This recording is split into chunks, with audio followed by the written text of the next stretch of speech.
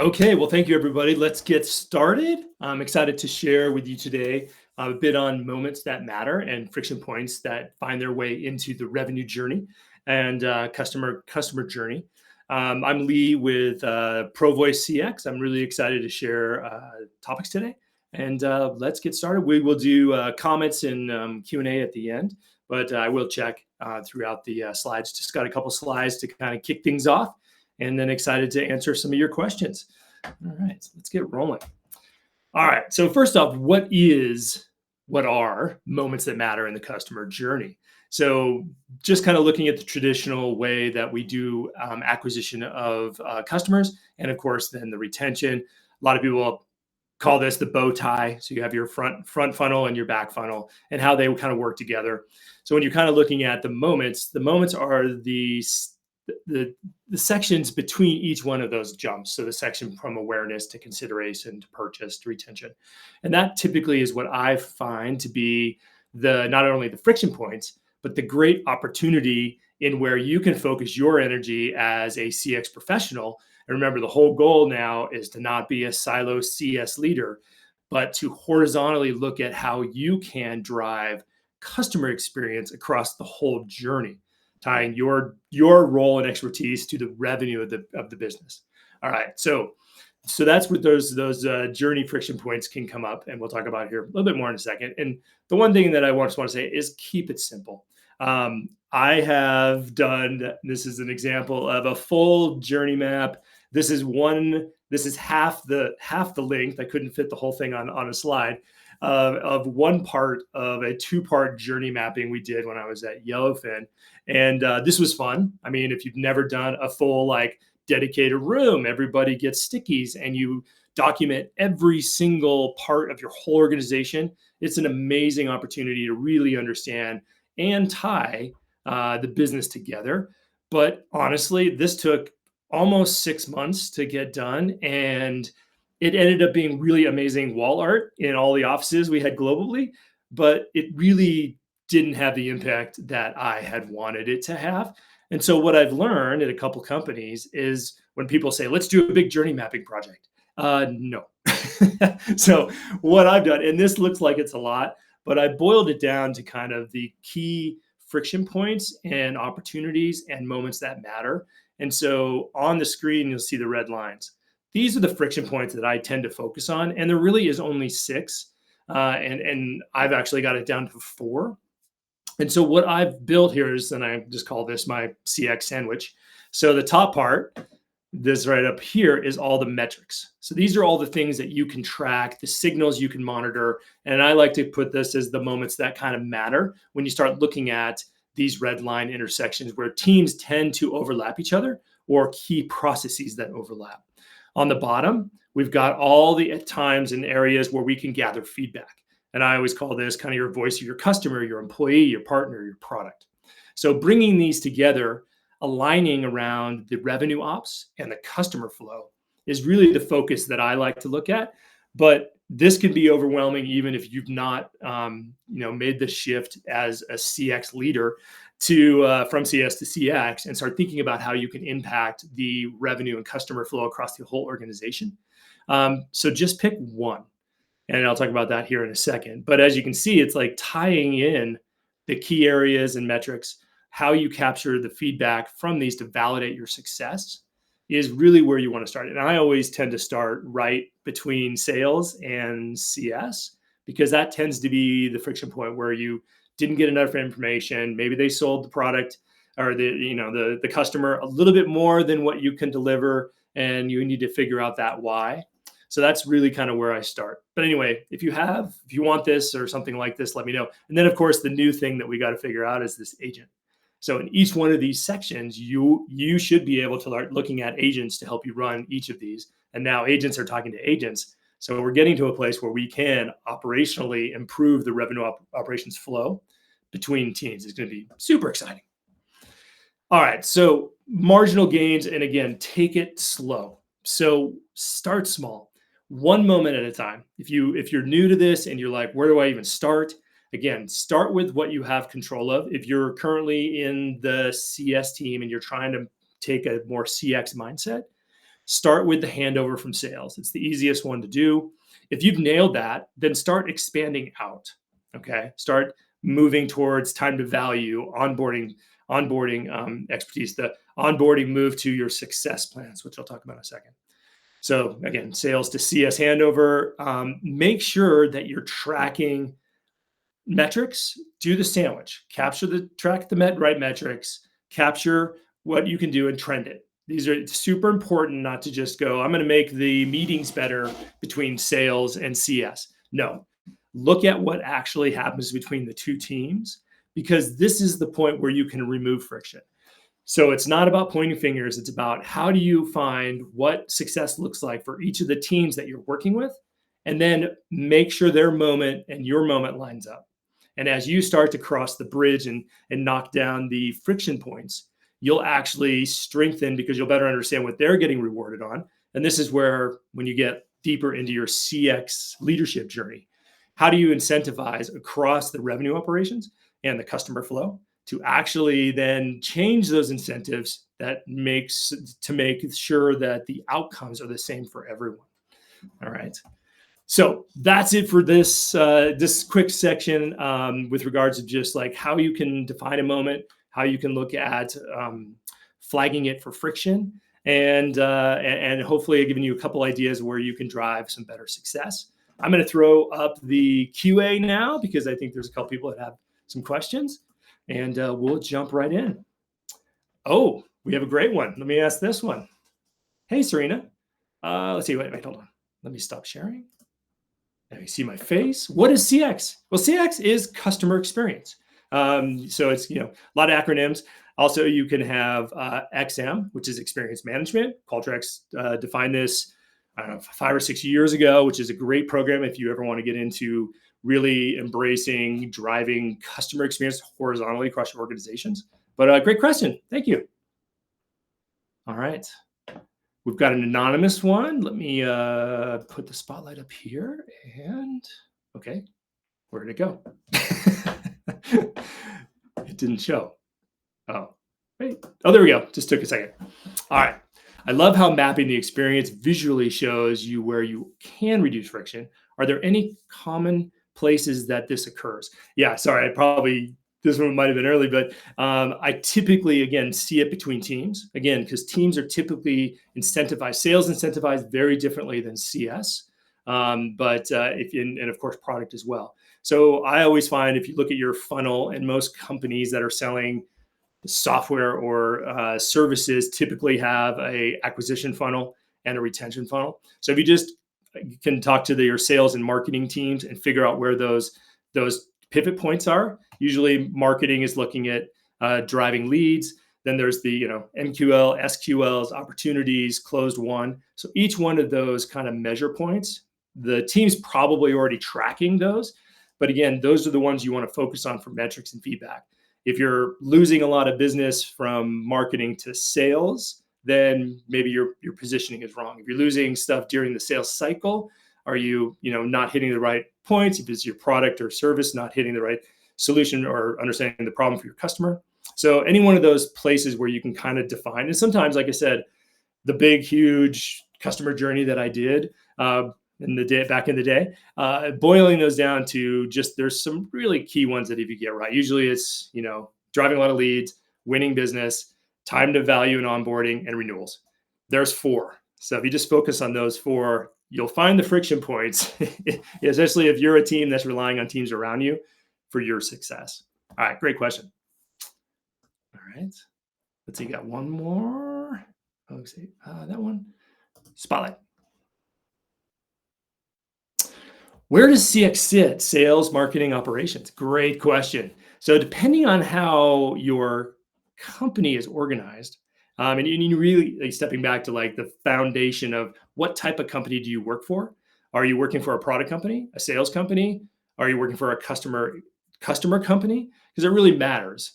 Because then you can define, okay, well, if we really are a customer-centric company, or we really care about our customer, then the customer experience can be across, and it should be across the whole organization. Disney had a great quote when asked about who owns the customer. and his quote was basically, no one in the organization, no one team in the organization owns the customer, but everyone in the organization owns the moments that drive customer experience. So then thinking about customer experience that way, and again, horizontally across your organization. And I think there's a lot of changes happening right now, especially with AI and the way people are looking at the outcomes of each of the departments, like trying to, and usually customer success. And this is why I always speak about changing customer success to customer experience. It isn't one team's department's job to try to fix marketing, sales, product. It usually rolls all downhill. So a great question. I would say everyone owns it. Everyone should be on the customer experience or be held accountable for customer experience. And that's what, at least that's my opinion. Great question. Oh, okay. Serena, got another one. Let's see, wait. Sorry, I got a little lag going. Okay, let me just see if I can do this spotlight again and swap it. Okay, sorry, I got a little lag on my side. Okay, wait, hold on. Spotlight. Okay, Serena, I joined a little late. Are you talking about identifying processes where you can use AI to automate and how to optimize for all teams? Well, welcome late. I appreciate you joining. No, the last part of kind of what I talked about is where in the revenue journey, the customer journey. So breaking down your acquisition, awareness, consideration, purchase, and then your retention funnels into those different steps. And now, what I said at the end was, you can now, looking at how AI agents are being utilized, every one of these steps. I was just on a webinar with another person with some clients. We're going through what agents are being currently used in a couple of organizations. And some of these companies have 20 agents deployed, and their core agents, they already have SDR, BDR, they have revenue op agents, they have support agents. So they're filling each one of those kind of segments with agents to do some of the work. What's happening next, of course, agent working with agent. So each one of those friction points, even with the agents currently, is friction points. So now the next phase is going to be removing those friction points for agents. So teams and agents can work together across. So I don't know if I answered your question totally, but good question.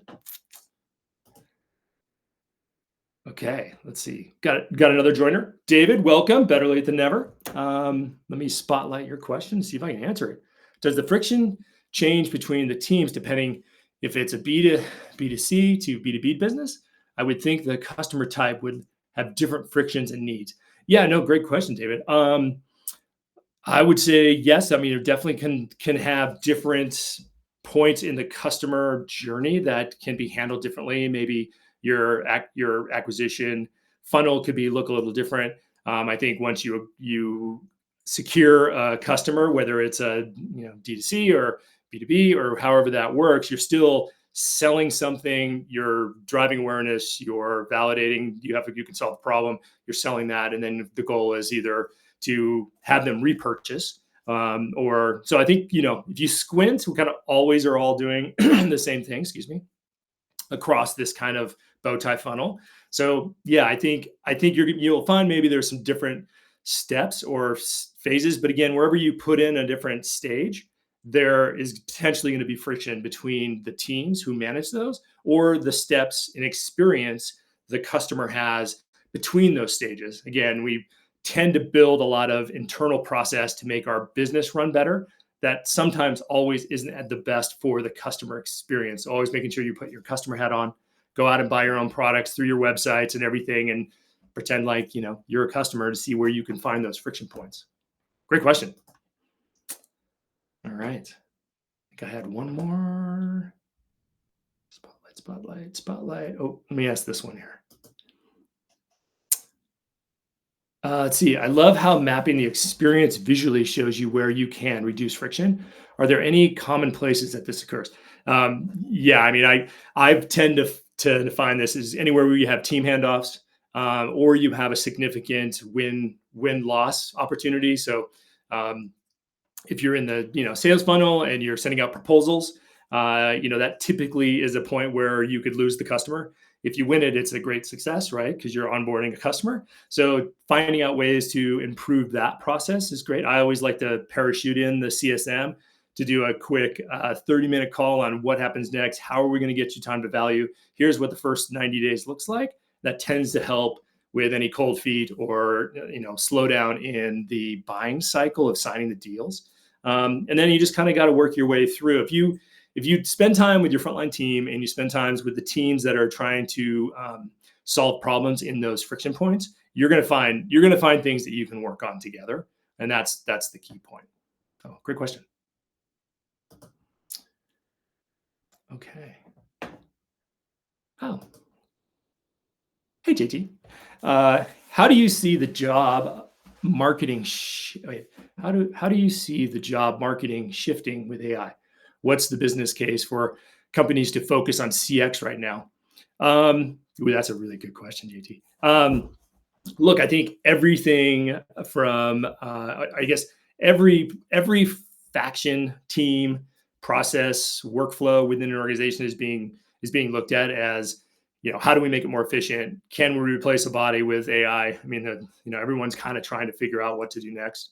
So I think from the marketing aspect all the way through, you're starting to see, I mean, just like the example I said earlier, I mean, there's companies that didn't start this year with any AI, and we're into Q3, almost into Q4, and the three companies that I was kind of talking with, they're up to 20 agents, 9 of which are actually running their outbound, inbound, first touch support.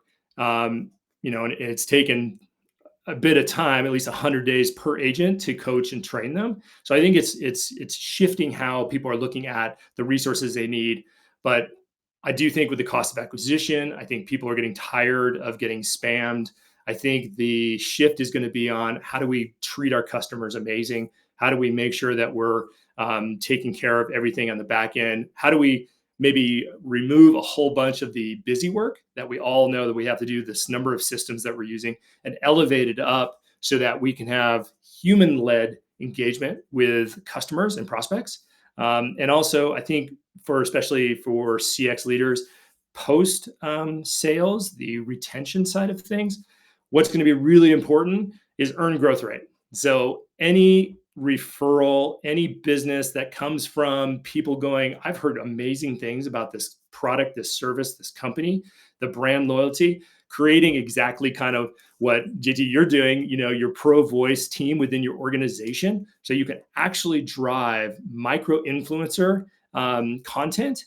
So people who are out there, because again, we're all consumers, we're out there buying, we're out there doing the things that we're trying to sell to customers. I mean, I don't go to websites and sign up for someone to call me. I go and do my research. I go and look at third-party sites. I'm on Reddit asking what people really think. Then I go and actually, once I've validated everything, if I see content on YouTube, if I can find people that I trust, the communities that I trust, and they're talking about it, if I see employees talking about, the CS team or, people in support going, man, this is what I get. I'm empowered to actually tell my story within my organization, and I believe in it. I love it. I love getting up every day to tell that story. I think that's the shift that we're going to start seeing a lot more of. Smaller teams, especially, I'm a huge fan of revenue pods, teams that are held accountable for the whole revenue journey, the whole customer journey, bringing that all together and telling a damn good story about why they get out of bed every morning, the products, the customer success they're doing, the solutions they're solving problems for their customers. So anyway, great question. Sorry, that was a little bit of a rant. So, all right. Any other questions? Those are awesome questions. Thank you so much. Thanks, Serena and David, for joining. Great questions. Anything else before we call it quits? Okay. Well, look, I was so happy to have you guys jump in, and great question. Thank you. Appreciate it. And I'm Lee with XM Elevation, and I'm on the Provoice team doing CX. And then, we got another question. Yeah, hold on. Spotlight on David. Curious to know if you have an example you can share about how able to help reduce friction in this CX process. Great question. Okay, so typically, you came late, but in the deck I was sharing, I typically like to start with one friction point And I'll give you a couple examples. So I usually start with the sales handover because typically sales is incentivized to close deals. They sometimes don't always capture all the right information. So really making sure that we start isolating and communicating like, okay, here's what we need to onboard the customer correctly. We've got a friction point with we don't have enough data. We don't know what's going on. If you have it nailed, great. Move out, kind of down out the bow tie, but really just talk to the team. I mean, every place I've got to, there's always you'll have the 80-20, right? I mean, most of the time you're going to get what you need. You get a good handoff. You get a good list of the customer needs, who they are, what they want. But a lot of times I just had to close my deal. It's not really the right ICP. So, having those meetings, those handovers, talking about what the needs are, agreeing on that and defining that success point for handovers is a really good place to start. So then you start tracking how those meetings go, how long are they, can we automate it? If we help with some AI gathering every single meeting transcript, summarizing what's missing, so usually I do a checklist. And again, you can kind of automate this stuff now. If you're pulling out of HubSpot or Salesforce, you can just say, look, give me all these fields, they're blank. Send a notice back to the salesperson, go, yeah, we can't do that handover meeting until you have all this data. And it's getting easier and easier to do that. And then same thing with product. I mean, I love having voice of the product meetings, gathering feedback from onboarding, from time with customers, the renewal, gathering all that information and meeting with the product team to say, these are the things that are causing us to have a hard time with time to value. So you can then track your first year renewals to issues back to your time to value, missing your time to value with the customer, and did they renew? And anyway, hopefully a couple of examples. If you want to talk more on it, let me know. Glad to connect. And again, I think that was a great question though, David. And I have a whole bunch of other examples. If you want to talk about it, just ping me and we can get together. All right. Anything else? I think it's hard to tell which ones are done. Those. Okay, that one's done. That's done. I think we're all done. I've got a little lag here, so okay. All right, everyone, I'm going to call it because we're got a couple minutes to go. But hey, thank you for joining. I hope this was helpful. If you want my deck, let me know. Just DM me in Work It Daily. Proud member of Work It Daily and on the Provoice team. And if you want to get a follow me on LinkedIn, really appreciate the follows. If you want to DM me and we can talk on anything else, David, that'd be great. And appreciate the time and have a great rest of your day. Thanks, everyone.